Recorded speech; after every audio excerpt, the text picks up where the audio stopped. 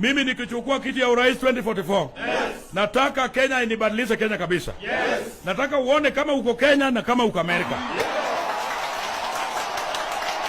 Kwa sababu kitu naenda kufanya. Kwanza nitatoa maneno ya Januari kwa kalenda. Watu wana complain Januari si mzuri juu ya njaa mingi, pesa hakuna. Nitatoa Januari. Nataka Desemba kwa ngapi? Lower December na hapa December. Watu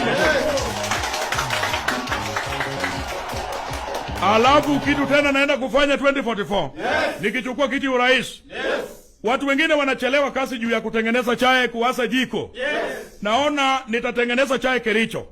Alafu imwagwe kwa daram. Iteremuke kwa fureji. Kila bomba pate chai Kenya mzima. Alafu tena wa Kenya. Ile kitu naenda kufanya.